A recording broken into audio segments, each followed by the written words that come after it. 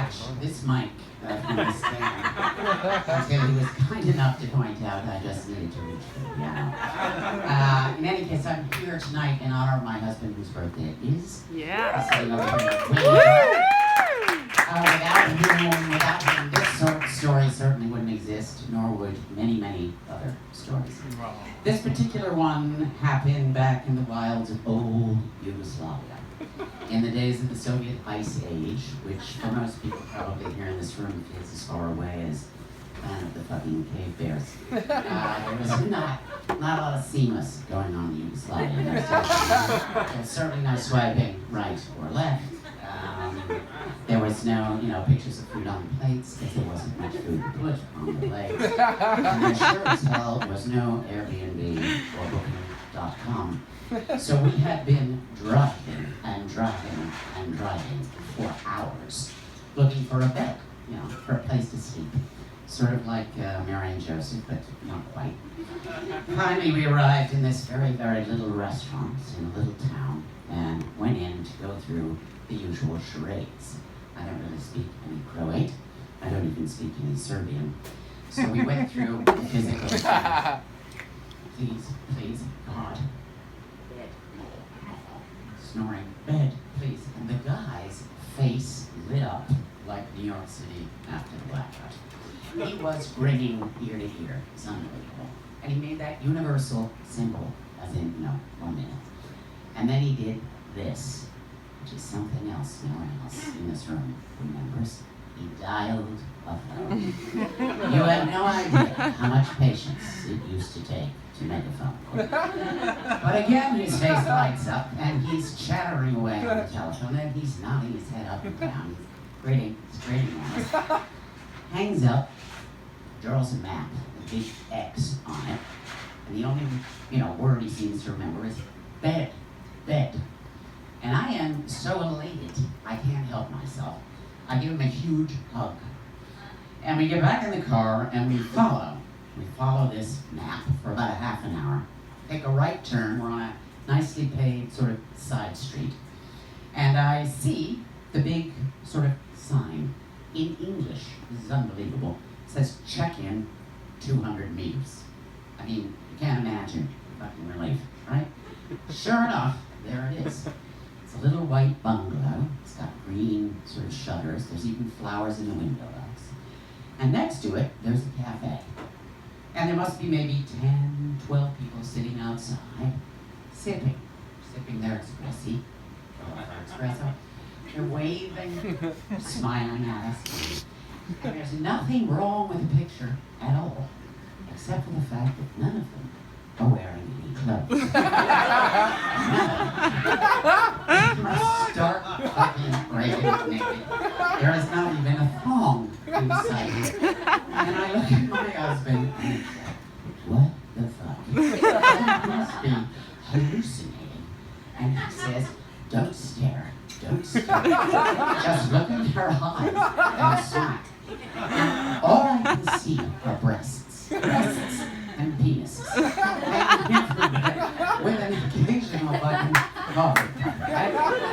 So I put this grin on that is sort of like an enraged monkey. And I sighed like and I am ranting like the Queen of England. And I'm looking in their eyes, and so is my husband.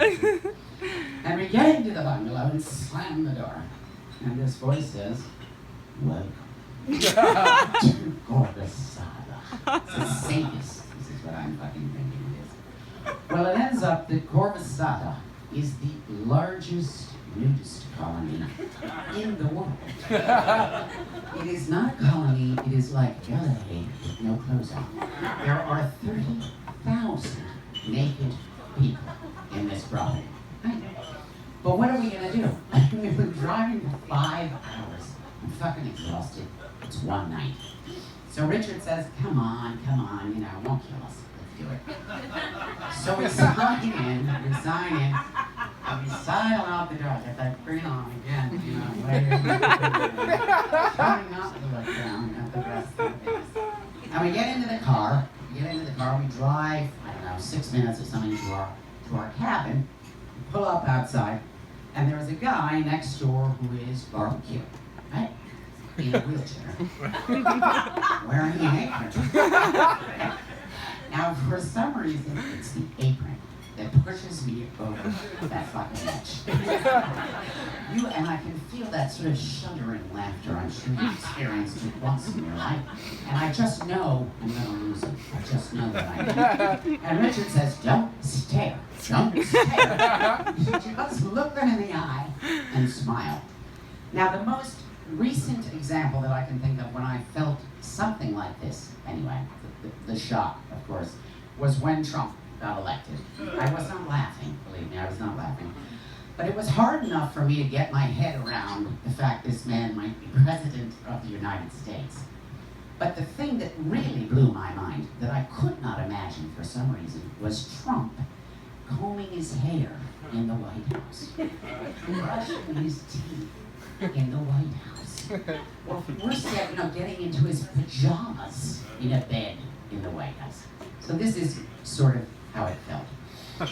But we still have not gotten out of the car. Richard has popped the trunk and slide out the door. The guy's waving his barbecue fork. Guten Tag, guten Tag. There's a lot of Germans at this place. A lot of Germans, a lot of Dutch. And suddenly Richard says, hey, you know what? Why don't I just close the trunk? Because we don't need the luggage. And I said, what do you mean? He said, well, we don't need anything in it. Not even underpants. We need our underpants. And he shows the door shut. We walk into the cabin, I collapse on the bed, right? And finally the laughter, it's convulsive. I mean, I'm afraid I'm gonna have an infarction. I haven't laughed this hard in my entire fucking life. And Richard goes in to take a shower. This is after I also said, of course, I am not leaving this room. I am not leaving this room. You back the car up tomorrow morning. Get the fuck out of it. So Richard just shrugs. Appears to be totally unfazed. Goes in to take the shower. And the next thing I know, I hear sort of this string of obscenities coming from the shower. He steps out, he's dripping wet. Shit, he says. I forgot the dock kit. The toilet kit, right? In the car.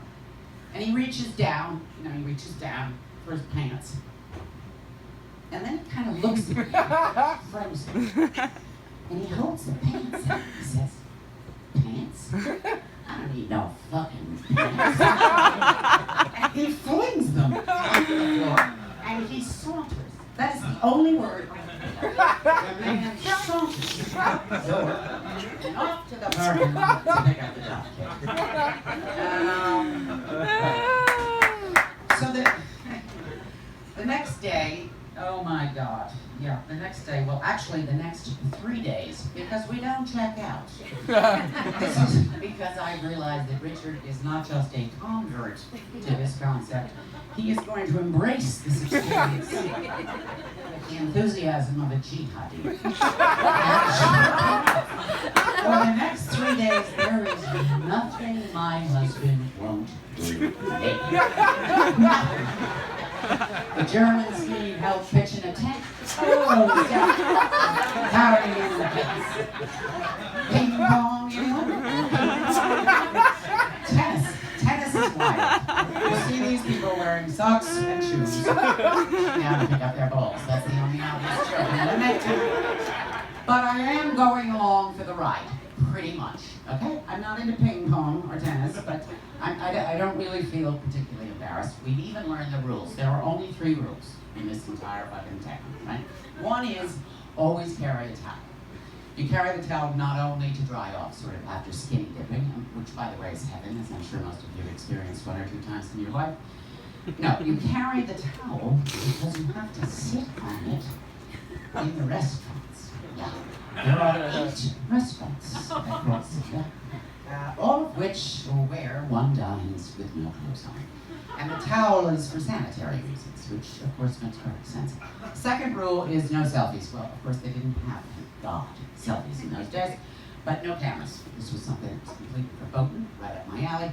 And the third rule was, what the hell was the third rule? It was like, no sex. That was it. No sex in public. No sex in public, right? So as I say, right, for day 3, there are only 2 places where I draw the line. Two activities I absolutely refuse to participate in. One is going to the shopping mall. I am not going to push a cart around the shopping mall and ask people, where's the butter? No, there's no clothes on. The other thing I am absolutely not going to do is disco. Nope. Not going into this gigantic, though. I mean, the disco is one of the most popular venues at Corvusada. Donna Summer, naked. Not happening. Absolutely not happening. Richard, racing it all. In fact, I think he wants to buy a condo there. Move in to fucking Corvusada. So as I said, we've been there 4 days. Finally, it's time to get out of Dodge, right? Richard wakes up in the morning, 7:30, says, look, this is the only day we're gonna have breakfast in the dining room. It's the last day. I'm your, husband, you love me, you'll have to compromise. It's because I am not even remotely human usually until 11 a.m. thereabouts. And certainly not up at 7:30 in the morning to chatting with other people with no clothes on in the freezing cold. So I say, okay, listen, I will go with you, but the only thing is I am going to wear a sarong. I'm not going to freeze my fucking ass off, literally, at 7:30 in the morning. And I sort of, tie on the sarong. Richard says, fine. He says, you're going to be the only freak in the room. That doesn't matter. Go ahead. And at this point, Richard is an incredible navigator. He's never needed GPS. And this place is very sort of mountains. There are a lot of hills that you sort of have to climb. It's another thing I'm really not into at all. But I follow after Richard, the goat, as we climb our way up to this dining room. Again, you have to keep in mind, 30,000 people in this dump, right? Which means the dining room seats about 1,000 people. That's big. That's a very, very large dining room. But we finally arrive, open the door. Richard saunters. Again, he's always saunters. He saunters over to the buffet. It's a huge buffet. And the only thing that is weird is that it's dead silent. I mean, the room is dead silent. You don't even hear like a fork scratching across the plate. And Richard whispers to me, he says, what the fuck? He's like, why are they staring at me? I look around the room. I start laughing so hard, I'm pissing. And I say, oh my God, you're the only person in this room with no clothes. only one. The waiters are appalled at this breakfast protocol. And they wander over with a tablecloth. And they wrap Richard up in a tablecloth. And he has to go like a geisha to the table. Ends up, the only rule no one ever tells about is the 4th rule. You do not eat naked at a breakfast buffet. For very obvious reasons. Okay? No one wants a penis near their scrambled or any other muffins. Not on purpose. Yeah. So we finished the breakfast very hurriedly, I have to say. And there is no moral to this story. You can Google it, because it did open again. It survived the Civil War, which is an amazing thing. But the population is now down to 10,000. Not because of the Civil War. But it's down to 10,000 nudists. And it's really a beautiful place, so you should Google it and go there. And that's the end of the story.